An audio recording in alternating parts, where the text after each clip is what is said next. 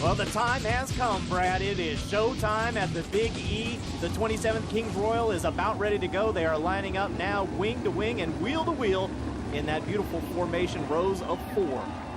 I tell you, Bob, you take the combination of a big paying race, a large crowd like this, just the excitement in the air, not only from the fans, but the drivers, the adrenaline out there as these guys are lining up. You just know it's a big event from a driver's standpoint. Huge crowd, and we're going to throw it to Johnny Gibson for the command. Eldora Speedway, you wanted the best. You got them for abreast, often imitated, never duplicated. The greatest show on dirt, the world of Outlaws.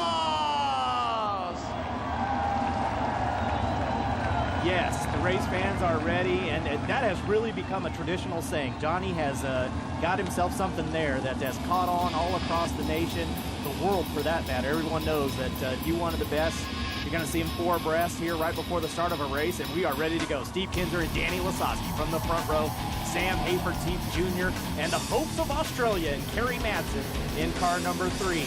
Brad, as we look further down the field, Darren Pittman, Stevie Smith, Paul McMahon, Joey Saldana starting in the 8th position, and Donnie Schatz's 9th.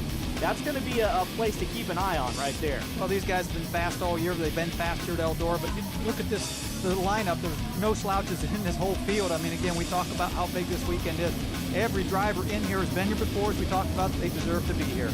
This is the 38th feature event on the year for the World of Outlaws. Of course, a lot of traveling, a lot of hard work, but all that goes out the window right now. I think the adrenaline is pumping for each and every one of these drivers, the teams, the crew chiefs, everyone very intense. And I think this is the kind of race, Brad, that we've seen in the past. Guys will take an extra risk in an event like this, going for the, as Jason Myers said, wanting to wear that crown. Absolutely. It doesn't matter what you've done up to this point. You don't leave anything on the table, as they say. At the end of this night, you want to know you gave it your best effort to try to win this race.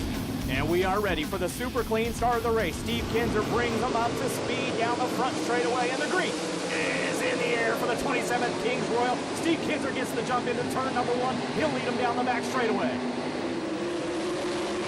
Again, guys feeling their way through 1 and 2 as they get strung out down the back straightaway. Your Armor All speed shot sees Steve Kinser go flying by with Danny Lasowski right behind him, running in the 2nd position. Again, 40 laps, the racetrack is going to change. So if a guy's maybe set up off a little bit, especially if he feels like the car is too tight, he doesn't want to panic because the racetrack is generally going to be a little slicker. The car will loosen up as the race goes on. Battle for 2nd in a move as Sam Hafertepe Jr. puts the 15H underneath Danny Lasowski and takes over the position. Here comes Madsen after Lasowski. Now Madsen down low. And he did it right through the middle of the racetrack and drives away from Lasowski down the straightaway. Madsen now straight up to the fence, or the wall, as you would say, Brad, in turns 1 and 2, and down the back chute he goes.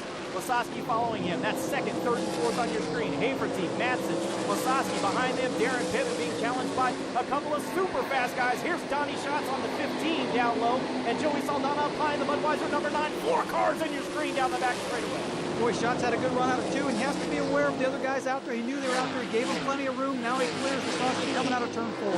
Schatz is flying. He's coming up through the field. Pittman working down low. Boy, Lasowski has not had a good start to this race. Boy, he hasn't. The car looks really loose.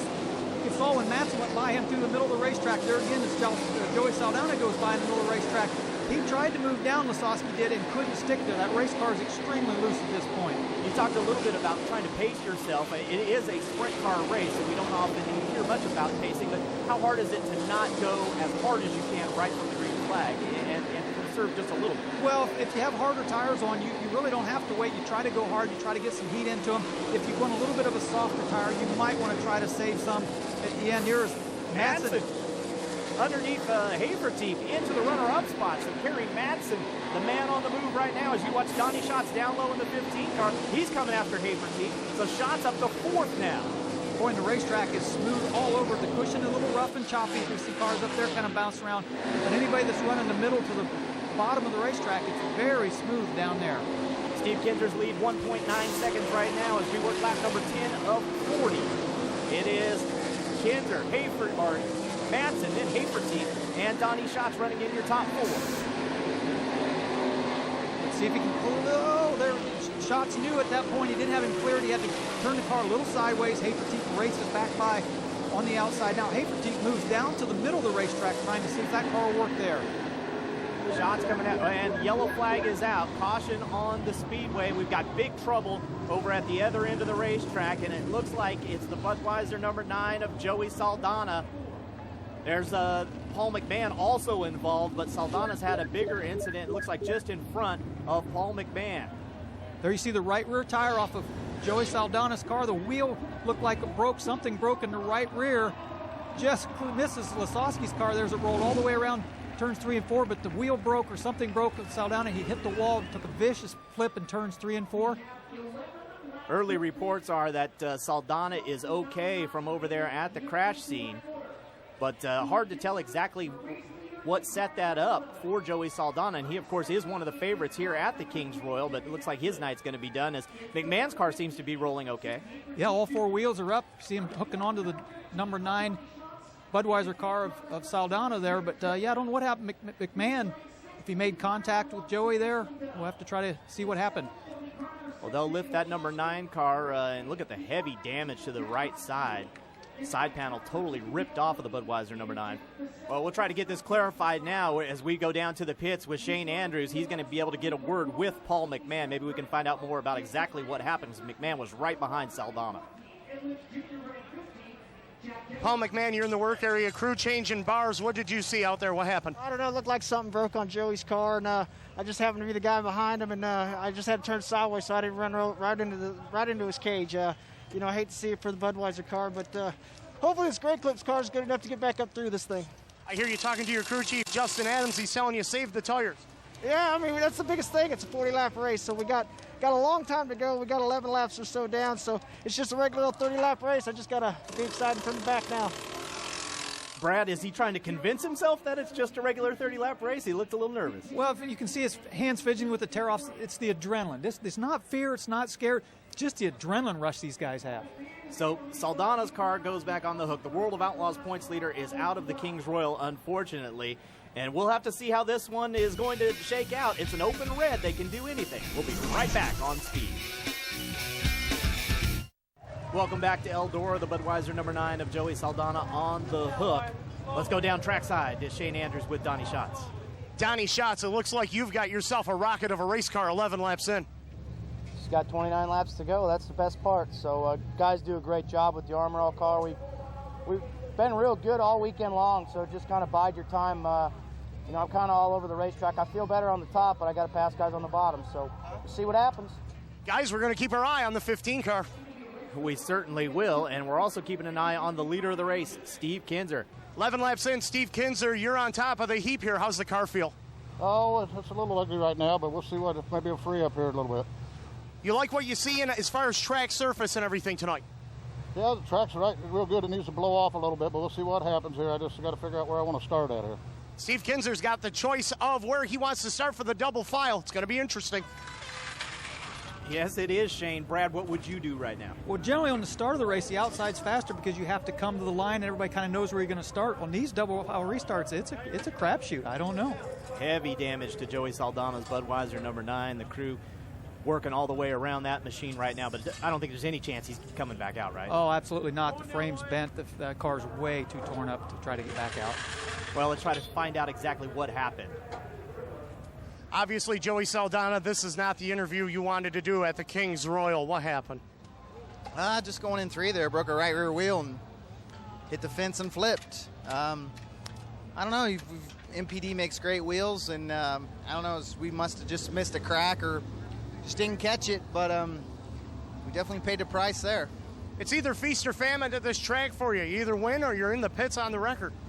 Yeah, that seems that way, but I mean, I'll take the wins. This place, you got to earn them, and I mean, I've definitely paid my dues here, so definitely tonight's one of them you chalk up as a pay your dues night, and hopefully we can come back and be strong the next time. Well, one of the things we mentioned before the last break was that it was an open red flag situation. I said they can do anything. I meant that the crew members can do just about anything to these race cars as far as getting them fixed back up for the restart. Yeah, when a red flag comes out, they stop all the race cars, and sometimes they'll what they call close. They won't let the crews out. They think it's going to be a quick cleanup. They knew this was going to take a while. They'll let the guys come out. They can't do anything to that race car except change tires. So you got to wonder what kind of changes these guys made. So we get set for a restart, and it will be a double file restart, and King Kinzer has chosen the outside lane, Brad. That is his decision. And on these restarts, unlike the regular starts where they have to start on a pylon, it's up to Steve Kinzer to set the pace. At any time he wants to, he can jump on the methanol and hit it. And he goes, and he leaves Madsen. A good start for Steve Kinzer. Look at the cars in the back again, 3 and 4, 5 wide back there, trying to get up through there and make something happen. Kinzer and Madsen take off. Everybody else right behind him now trying to... Oh! Kerry Madsen has taken the lead. He drives by Steve Kinzer. Kinzer comes right back with a slider, but Madsen holds his foot in it. Wow! That could have been the move right there that won Kerry Madsen the race, to go back around Steve Kinzer on the outside. Steve left him just enough room, and look at him drive away. You got to wonder, we talked about the changes. Sonny Kratzer made the right changes, it looks like, to the 3 car. How about that, Copes? Keeping your foot in it. I mean, that was a serious slide job he had coming, and that was, wow, he kept his foot right in it, and Madsen has the lead. My goodness, it looked like Steve may have had him cleared and slide up there, and Madsen just shot back around him. And now Donnie Schatz by Sam Haverteef. Schatz running in the 3rd position. Haverteef is running in 4th, so Donnie Schatz continues his charge forward. He started 9th. A couple of wins this season at Volusia Speedway and at the dirt track at Charlotte. Last year, of course, scored his 2nd Kings Royal win. But how about Madsen? Madsen in front and in charge. Literally driving away. Look at the distance that he's got away from Steve Kinzer.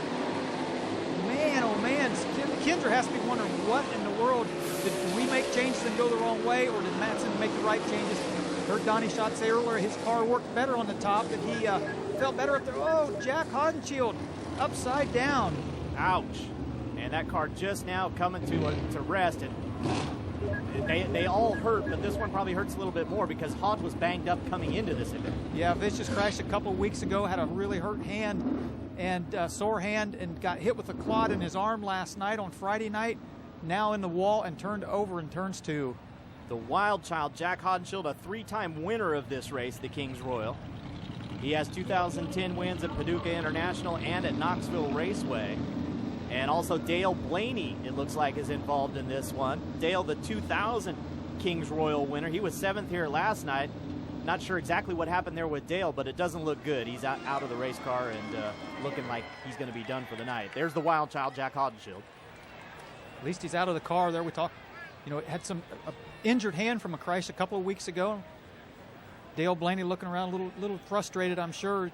Again, it's a Kings Royal. You never want to be taken out or have any problem, but when the driver's out of the car like that, it's not a good sign. Well, just 3 nights ago, he was the winner of the Brad Doty Classic over at Limaland. I'm sure he did a good job in that one. He dominated that race, drove away from him. Hodenshield's car there, you see it on the hook. Heavy damage to that race car.